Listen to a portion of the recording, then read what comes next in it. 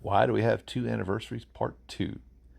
So in May, we decided we'd be boyfriend girlfriend, and this went on until July. And she flew from Little Rock to Jacksonville to meet me. We met, and it's so interesting. Um, she thought I was disinterested in her because all the ride home I didn't talk very much.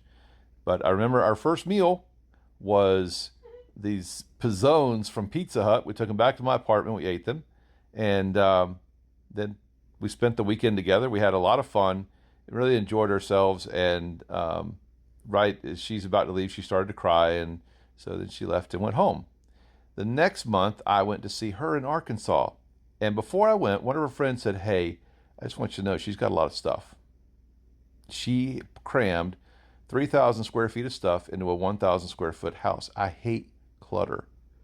So this was really a borderline deal breaker. Like, she had a spare bedroom that had clothes laying on it, that the pile went higher than my head. I'm 6'3". This is how much stuff she had. So my plan was, went to the airport. She took me to the airport, and we're having kind of an unkind conversation. And my plan was, this was in late August. She had a class reunion coming up for high school that next weekend, and the Friday after that, I was going to call it off. I just couldn't deal with stuff.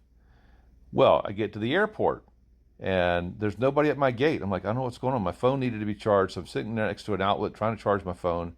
I get up, go over to the next gate. I said, "Hey, where's my flight?" And the guy goes, "Oh, your flight's been canceled." I said, "Oh, why? What's up?" Because weather. "Oh, okay. Does that mean you'll put me you'll fly me to Atlanta and put me in a hotel?" He goes, "No, it's weather related, so we don't have to do that." I'm like, "Oh." So I said, "Can you get me out first thing the next morning?" Yeah. I said, "Okay, hang on." So I called Amy.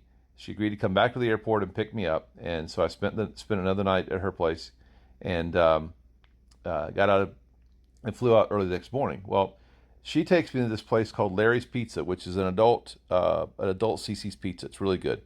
We ate there, and then we went walking across the Big Dam Bridge. They have a dam in Arkansas called the Big Dam. They have a bridge across it, so it's the Big Dam Bridge. And I just looked at her in the lights of that walk, and I said, "You know what? I think I can handle this stuff." And so the providence of God and weather in Atlanta saved our relationship at that point. I flew home the next morning, and you ought to hear what happened when she came to visit me in September. Part 3 is coming next.